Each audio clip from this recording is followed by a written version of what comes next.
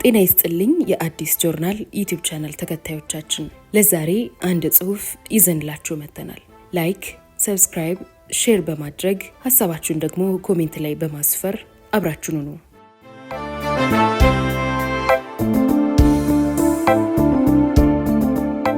መንግስቱና የኮሎኔል አጥናፉ ኑዛዜ ከቢቢሲ አማርኛ የተወሰደ።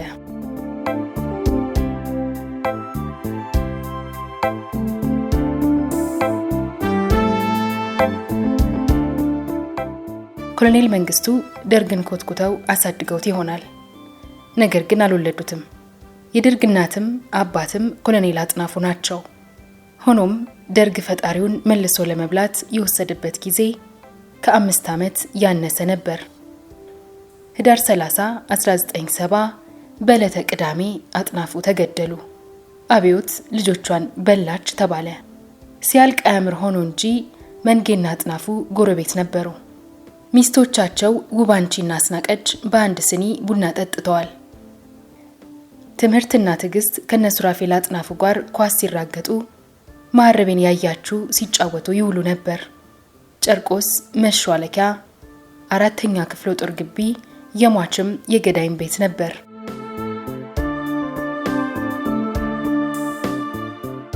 ፍቅርና ጋብቻ በቀይ ሽብር ዘመን መንጌ ቀኝ እጃቸው ጎረቤታቸውና ለአጭር ጊዜም ቢሆን አለቃቸው በነበሩት ሻለቃ አጥናፉ ላይ ድንገት ሲጨክኑ ሐዘኑ ከባድ ሆነ። የሟች ልጅ ሱራፌል አጥናፉ እንደሚያስታውሰው ከሆነ ገራገሯ ወይዘሮ ውባንቺ ቢሻው ለቅሶ ደርሰዋቸዋል። ትዝ ይለኛል እማዬ ወይዘሮ ውባንቺን ባልሽ ባሌን ገደለው እያለቻት ተቃቅፈው ሲላቀሱ ይላል ሱራፌል። ለመሆኑ ከኮሎኔል አጥናፉ አባተ መገደል በኋላ ልጆቹ እንደምን ኖሩ? ከ8 ልጆቻቸው 5ኛው ሱራፌል አጥናፉ መንጌ አባቴን ካስገደለ በኋላ እኛን እንዳሮጌ ዕቃ ከቤት አውጥተው ጣሉን ሲል ረጅሙን ቤተሰባዊ ምስቅልቅል በአጭር አረፍተ ነገር ይጀምራል። 2 ወንድሞቼ በብስጭት ሞቱ። ሱራፌል አጥናፉ አባተ እባላለሁ። የኮሎኔል አጥናፉ 5ኛ ልጅ ነኝ። አሁን እኔ ራሴ 5 ልጆች አሉኝ። የምተዳደረው በሹፍርና ነው። የአጥናፉ ልጆች 8 ነን። አሁን በህይወት ያለነው ግን 5 ስንሆን 3ቱ በህይወት የሉም። የሁለቱ ሞት ከአባታችን መገደል ጋር የተያያዘ ነው። አባታችን አጥናፉ የተገደለው 2 ወንድሞቼ ራሽያ በሄዱ ልክ በ10ኛው ቀን ነበር። የታላቅ ሰለሞን አጥናፉ ይባላል። ራሽያ ለከፍተኛ ትምህርት እንደሄደ የአባታችንን ሞት ሲሰማ በዚያው የአእምሮ በሽተኛ ሆነ። እዚህ መጥቶ አማኑኤል ሆስፒታል ተሞከረ። አልተቻለም። እናታችን ብዙ ደከመች። አልሆነም። በጣም ይበሳጭ ነበር በአባታችን ሞት። ለምሳሌ እንደማስታውሰው ድንገት ተነስቶ በእግሩ ጎጃም ድረስ ይሄድ ነበር። አእምሮው ታወከና በመጨረሻም ብዙም አልቆየ ራሱን አጠፋ። የሁላችንም ታላቅ ዶክተር መክብብ አጥናፉ ይባላል። እሱም እንዲሁ በአባታችን አላግባብ መገደል በጣም ይበሳጭ ነበር። ራሽያ ሕክምና ተምሮ ከተመለሰ በኋላ ብዙ ዓመት ሁሳና መንግስቱ ኃይለማርያም ሆስፒታል ሰርቷል። አባቱን በገደለው ሰው ስም በተሰየመ ሆስፒታል ውስጥ መስራት ምን ስሜት እንደሚሰጥ አስበው። ከሆሳና ህዝብ ዶክተር መክብብን የማያውቅ የለም ማለት ይቻላል። ተወዳጅ ሐኪም ነበር። ግን በአባታችን ሞት እጅጉን ይበሳጭ ነበር። እኔ እጨቃጨቀው ነበር። በቃ አባታችን የሚያምንበትን ሰርቶ አልፏል። እኛ የራሳችንን ህይወት ነው መኖር ያለብን እለው ነበር። እሱ ግን ብዙ ሚስጥር ያውቅ ስለነበር አይሰማኝም። በጣም ብስጩ ሆነ። በመጨረሻም እሱም ጭንቅላቱ ተነካና ሞተ።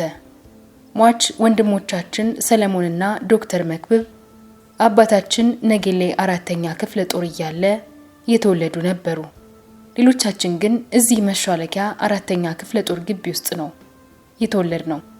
ቴዎድሮስ፣ ጌታሁን፣ ሳምሶን፣ እንዳለ፣ እህታችን አብነት፣ እኔን ጨምሮ ሁላችንም የመሿለኪያ ልጆች ነን። ከመንጌ ልጆች ጋር አብረን ነው ያደግነው። እኛ ቤት ነበርኩ የሚያድሩት። መንጌ ከሐረር 3ኛ ክፍለ ጦር አባቴ ሲያስጠራው እኛ ቤት ነበር ያረፈው። ደርጉን ያሰባሰበው እኮ አባቴ ነው። በየጦር ክፍሉ እየደወለ ተወካይ ላኩ እያለ። በኋላ ነው ነገር የመጣው እንጂማ ጎረቤት ሆነን ነው ይኖር ነው። ውባንቺና እናቴ ያስናቀች እኮ ቡና ሲጠጡ ነው የሚውሉት። እኛ ግቢ ቅዳሜና እሁድ ኳስ ስንራገጥ ነበር የምንውለው። የኮሎኔል ነጋሽ ዱባለ ልጆች ምስራቅ ነጋሽ ገብረየስ ወልደሃና የሚባል ነበር። የደርጉ ዋና ጸሐፊ ተብሎ የተመረጠ ከ3ኛ ክፍለ ጦር። እሱ 2 ልጆች ነበሩት። ስማቸው ተረሳኝ። እኛ ግቢ ነበር ኳስ የምንጫወተው። ደግሞ ሁላችንም ፈለገ ዮርዳኖስ ነበር የምንማረው። ያኔ ፈለገ ዮርዳኖስ የግል ነበር። በወር 6 ብር ይከፈል ነበር። ከመንጌ ሴት ልጅ ጋር አብረን ነበርን። ልክ መንግስቱ ግድያ ሲሞከርበት አባቴን ቤተ መንግስት እንግባለው። አባቴ እኔ 4ኛ ክፍለ ጦርን አልለቅም አለ። ያኔ እሱ ጥበቃ የለው ምን የለው። አንድ አቶ ኤፍሬም የሚባሉ ሹፌር ብቻ ነበሩት። ቤተ መንግስት ያልገባ ነው አባቴ ባለመፈለጉ ብቻ ነበር። በየክፍለ ሀገሩ የኢትዮጵያ ትቅደም ባንዲራን የሰጠ ሚሊሻን ያደራጀ አባቴ ነው። በየሄደበት ማስታወሻ የመያዝ ልምድ ነበረው። ማአት ማስታወሻ ነው ትቶ ያለፈው። ፎቶዎች፣ ካሴቶች፣ ማአት። ቅዳሜ ገድለውት እሁድ ቤታችንን መተው በርብረው ብዙ ነገር ወስደዋል። ይሄ ሁሉ ከዚያ እንዴት እንደተረፈ አላውቅም። ለምሳሌ በ20/10ኛ ወር 1969 ዓመተ ምህረት የጻፈው የግል ማስታወሻ ላይ ለጊዜው ብቻዬን ብቀርም እውነትን መከተልና መናገር ምንጊዜም እምነቴ ነው ይላል። እነ ተፈሪ በንቲ፣ ኮሎኔል ሻምበል ሞጎስ፣ ሌተናንት ኮሎኔል ዳንኤል አስፋውና ሌሎችም እሱ ወለጋ ጊምቢ ወታደር ሊያስመርቅ በሄደበት ነው የተገደሉት። ተደውሎ መረሸናቸው ተነገረው። እንዴት እንዲደረጋል? አሁንም ይሄ መግደል አልቀረም? ትላንት አማንን ገደልን፣ ዛሬ ተፈሪን ገደልን። ይሄ መግደሌት ነው የሚያበቃው ሲል ና እሱን እዚህ እንነጋገራለን አለው መንጌ። ያኔ በ27 5ኛ ወር 1969 ዓመተ ምህረት ጠዋት ከጊምቢ አዲስ አበባ እየመጣ የጻፉት ማስታወሻ እነሱ በተረሸኑ ማግስት መሆኑን ነው። ላንብብልህ። የተገደልኩ እንደሆን ይላል ርዕሱ። በጎሰኞችና በስልጣን ጥመኞች በሐሰት የተገደልኩ እንደሆን ተመልሻለሁ። ለጭቁኑ እውነተኛ የኢትዮጵያ ሕዝብ ሁሉ እነሆ ኑዛዜን በሐቅ አረጋግጣለሁ። ስለሆነም ቤተሰቦቼ የጭቁኑ ወገን ስለሆኑ በሐሰት ታሪካቸውና ሕይወታቸው እንዳይበላሽ እንዳይንገላቱ ለኢትዮጵያ ጭቁን ሕዝብ አሳስባለሁ። አሁን ሳስበው ከነሱ ጋር ቀላቅለው የገደሉኝ እንደሆን ብሎ ነው የጻፈው። እዛው ማስታወሻ ላይ ጭቁኑ የኢትዮጵያ ሕዝብ ሆይ እኔ እዚያ አድርሻለሁ፣ ታገልና ራስን ነፃ አውጣ ይላል። አባቴ ሁሉን ነገር ልቅም አድርጎ ማስታወሻ የመያዝ ልምድ ነበረው። የየቀኗ ሪፖርት አለችኝ። ብዙ ማስታወሻዎችን፣ ፎቶግራፎችን፣ በካሴት የተቀረጹ ድምጾችን በሙሉ ትቶልን ሄዷል። እንዲያውም ይሄ ነገር በኢትዮጵያ መንግስት ማህደር ውስጥ ቢቀመጥ ለመጪው መንግስት ትምህርት ይሆናል ብዬ አስባለሁ። እዚሁ የግል ማስታወሻው ላይ ያገኘሁትን ላንብብልህማ። እኛ የምናካሂደው አብዮት ነው። በስህተት ንብረት ተወርሻለሁ የሚል ካለ ፍርድ ቤት ይሄድ። የተበደለ ካለ ለኛ ሳይሆን ለፍርድ ቤት ይናገር። ማንኛውም ሰው ያለ ፍርድ ቤት ውሳኔ እንዳይገደል አሳስባለሁ። በቀይ ስክሪፕቶ ነው የጻፈው። የመንግስቱ ልጆች ዶክተር ሆነዋል። እኛ ደግሞ ሹፌሮች ሆንን። እንደነገርኩህ አብረን ያደግነው። ግን እኛ መንጌ አባቴን ከገደለው በኋላ ያላየነው መከራ የለም። ንፋስ ስልክ አጠቃላይ የትምህርት ቤት ክፍያ አቅቶን ተባረናል። አስታውሳለሁ አንዴ የስፖርት 8 ብር አተን ከትምህርት ቤት ስንባረር ልዑል ሰገድ ዘካሪያስ የሚባል ነበር ዳይሬክተሩ። ያን ያገኝቶን ሁኔታውን ነገርኩት። ይሄ ክፉ ለመሆኑ ጡረታ ሰጥቷቸዋል ብሎ አዝኖ ካሁን በኋላ ያጽናፉ ልጆች ማንም እንዳያባራቸው እኔ ያለው ብሎ ወደ ትምህርት ቤት መልሶናል። ጀርባቸው ይጠና ተብሎ የቀበሌ መታወቂያ ሁሉ የተከለከልንበት ጊዜ ነበር። እናታችን 3 በ5 በሆነች በአንዲት ክፍል ቤት ነው ኖራ የሞተችው። እሱንም እግዚአብሔር ይስጠው አቶ ወንድሙ የሚባል የከፍተኛ 19 ሊቀመንበር መንጌ ቢገለኝም ይግደለኝ ብሎ ነው የሰጠን። እዛች ክፍል ተደራርበን ነበር የምንተኛው። ከፍ ስንል ረዳት ሆንን። ከዚያ እንደምንም መንጃ ፈቃድ አወጣን። አባታችን ቢኖር እኛም ዶክተር እንሆን ነበር። ብቻ መንግስቱ ያላስደረገን ነገር የለም። በመጨረሻ እንዲህ ሀገር ጥሮ ሊሄድ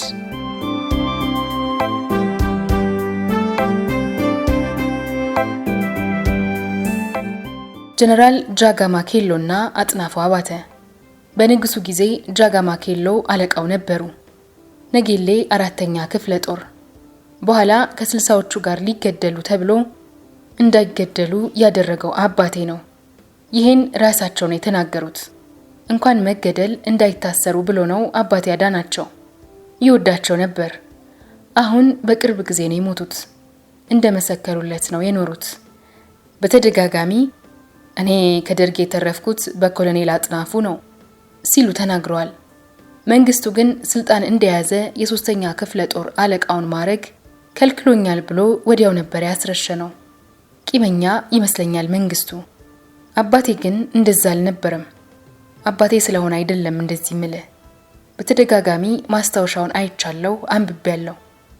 እኛ ያመጣነው ለውጥ እኮ ሰው ለመግደል አይደለም ሲል ጽፏል። በተደጋጋሚ ግድያን ተቃውሟል። ያስገደለውም ይሄኛው አቋሙ ነበር። ያኔ ከደርጎቹ መሃል ትንሽ ትምህርት የቀመሰውም እሱ ነበር። አዲስ አበባ ዩኒቨርሲቲም አሜሪካም ድረስ ሄዶ ተምሯል። በቁጣም በችኮላም የሚያምን ሰው አልነበረም። ሰከን ያለ ሰው ነበር። ሁለት ነገር ነው በዋናነት ጥርስ ውስጥ ያስገባው። ሶሻሊዝም አይሆንም። የኢትዮጵያ ሕዝብ ሃይማኖተኛ ነው። ታሪኩም ባህሉም አይፈቅድለትም። ሶሻሊዝም ብለን ባድ ነገር አንጫንበት። ሶሻሊዝም ለኛ አይሆንም ነበር ያለው። ሌላኛው ደግሞ እኛ ወታደሮች ነን፣ ስልጣን ለህዝብ አስረክበን ወደ ካምፓችን እንመለስ የሚል አቋም ነበረው። ያኔ ነው ጥርስ የተነከሰበት። ኮሚቴ አዋቅረው ባንተ ጉዳይ እስክንወስን ጠብቅ አሉት። አጥናፉ ያቺን ሰዓት ህዳር 3 1970 ቅዳሜ ነበር አስታውሳለሁ። ዝም ብሎ ቁጭ ብሎ ሲጽፍ ትዝ ይለኛል። 3 ቀን ከቤት አልወጣም። እኔ ግንፋን አሞኝ ይመስለኛል ቤት ነበርኩ ያን ሰሞን። ሐሙስ፣ አርብ፣ ቅዳሜ ቤት ነው የዋለው ሲጽፍ። ቅዳሜ ጧት ሲወጣ ትዝ ይለኛል ቶሎ ላንድ ሮቨር ውስጥ አልገባም። አቶ ኤፍሬም አሉ ሹፌሩ። ዝም ብሎ በረንዳ ላይ ቆመ። ኳሴን ይዤ እሱ ጋር ቆምኩ። ጭንቅላቴን እየዳበሰ ለማዬ በይ እንግዲህ ካልመጣው የልጆቼን ነገር አደራ እያለ ተናገራት። መኪና ውስጥ ከመግባቱ በፊት ሁላችንንም እየጠራ ሳምን። ትንሽ ቆይታ እናቴ በቢሮ ስልክ ደጋግማ ስትደውልለት እያነሳ አለው ደህና ነኝ እያላት ነበር። የሆነ ሰዓት ላይ መልሳ ስትደውል አንድ ሌላ ወታደር ስልኩን አንስቶ ጓዳ አጥናፉ የለም፣ ካሁን በኋላ መደወል አይቻልም፣ ማታ በቴሌቪዥን ተከታታይ አላት። ታውቋታል። ማታ በቴሌቪዥን አብዮቱን ለመቀልበስ ሲሞክሩ ምናምን እያሉ አወሩ። ለቅሶ ጀመርን። የመንግስቱ ሚስት ወይዘሮ ውባንቺ ቢሻው ጧት ለቅሶ መታች። የማዬ ወዳጅ ነበረች። ማልቀስ ጀመረች። እናቴ እሷን አቅፋ ባሌን ባልሽ ገደለው እያለች ተያይዘው ተላቀሱ።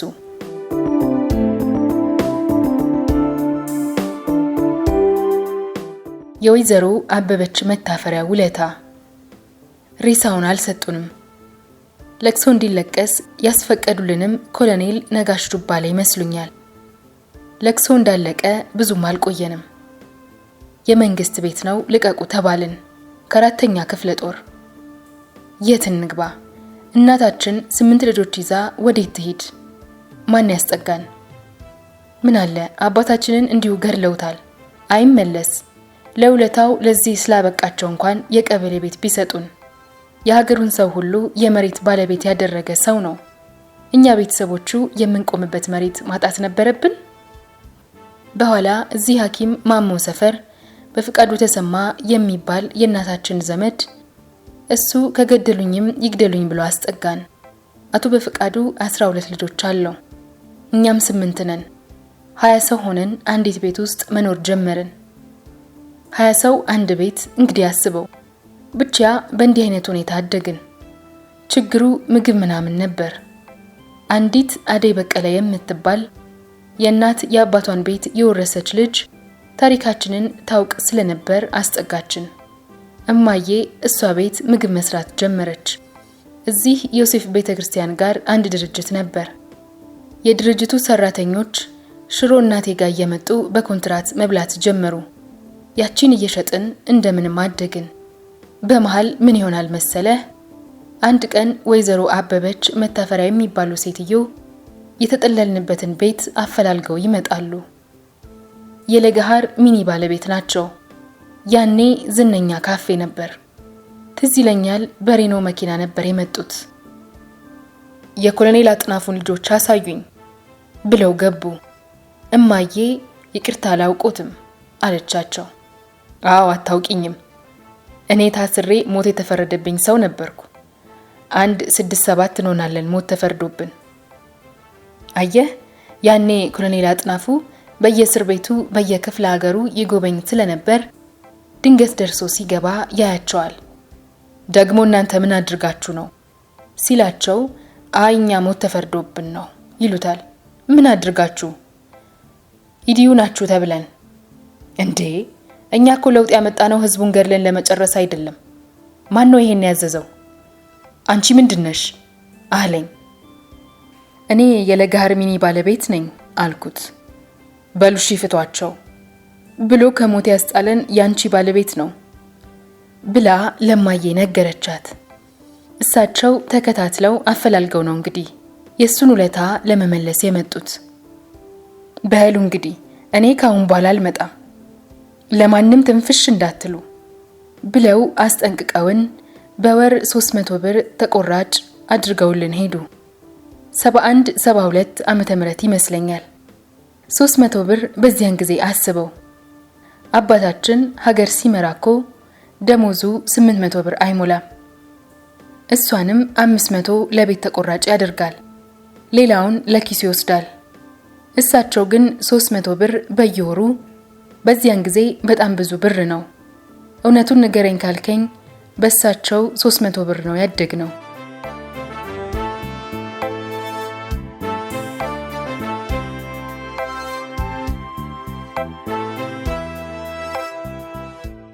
አጽሙን ፍለጋ ያልሄድንበት የለም፣ ያልጠየቅነው የለም። እኔ እንዲያውም በየሳምንቱ ከርቸሌ እየሄድኩኝ የደርግ ባለስልጣናት ብስኩትና ውሃ እያያዝኩ እጠይቃቸው ነበር። 85 ላይ ይመስለኛል ሳሌም የምትባል መጽሔት ደበላ ዲንሳን እጃቸውን ወደ ላይ አድርገው ያስገደልኩትም የገደልኩትም የለም በሚል የወጡባትን መጽሔት ገዝቼ ሳነብ ጋዜጠኛው መጨረሻ ላይ እንደው በከንቱ የሞተ የምትለው ሰው አለ ወይ ብሎ ጠየቃቸው። እሳቸው ሲመልሱ አጥናፉ ያሳዝነኛል፣ አስታውሳለሁ። ለምሳ ስነሳ አንዴ የምናገረው አለ ቁጭ በሉ ወንድሞቼ ብሎን አንዲት ወረቀት አውጥቶ ንግግር አደረገ። ካምፕ የምንገባበት ቀን ትወሰን፣ ሚክስድ ኢኮኖሚ እናድርግ፣ ሶሻሊዝም የማይሆን ነገር ነው ብሎ ተናገረ። እሱ ለኢትዮጵያ የሚጠቅም ሰው ነበር። በከንቱ ሞተ የምለው እሱን ነው ብለው የተናገሩትን አንብቤ ከርቸሌ ሄጄ ያገኘዋቸው። የሱ ልጅ ነህ አሉኝ።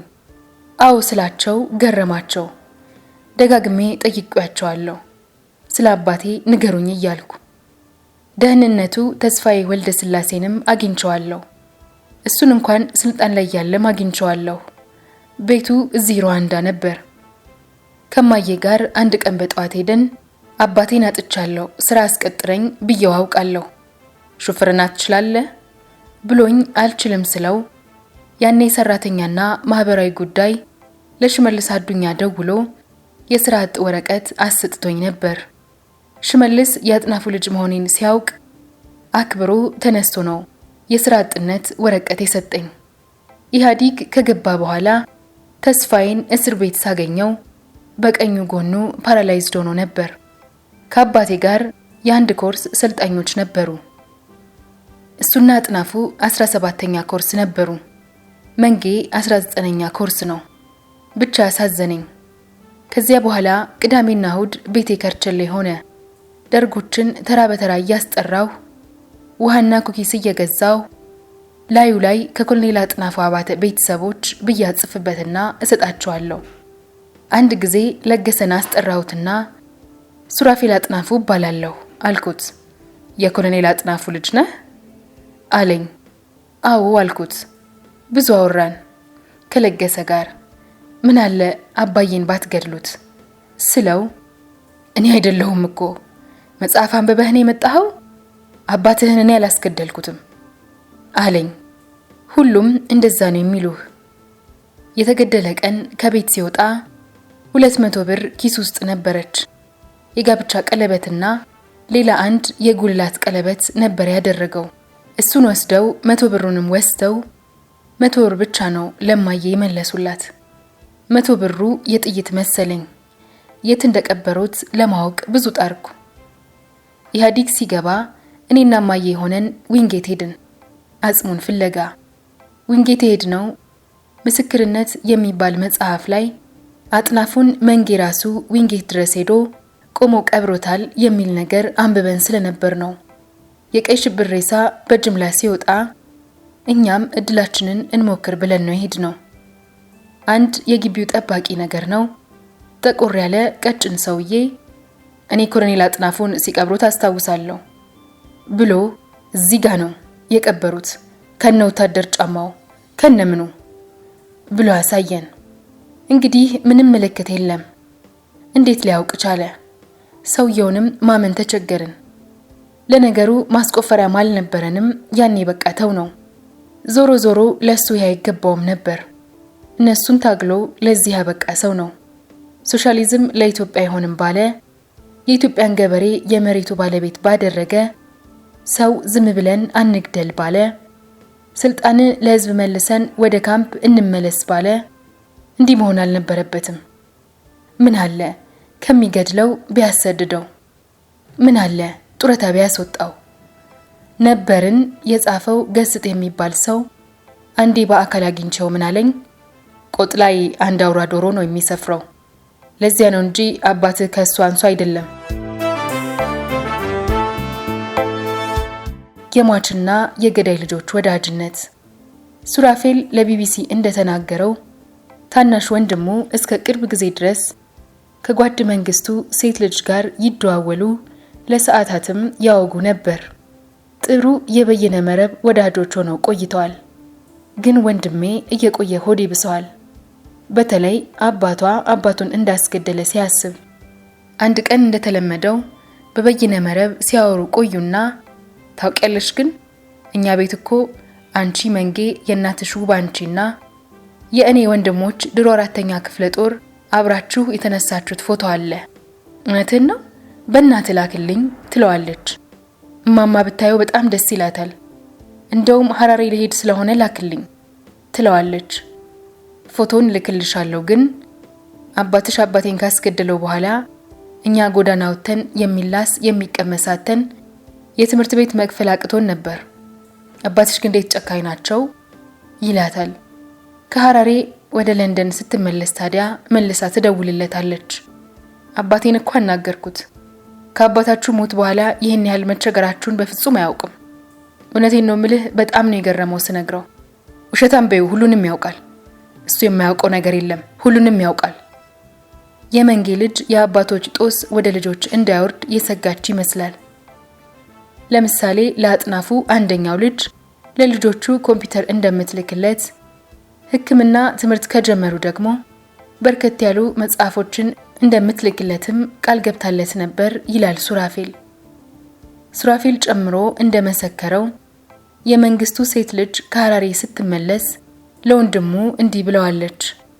አባቴ በህይወቱ ባደረገው ነገር አንዴም ሲጸጸት ሰምቼው አላውቅም። ነገር ግን በአባታቸው አጥናፉ ሞት ያዝናል።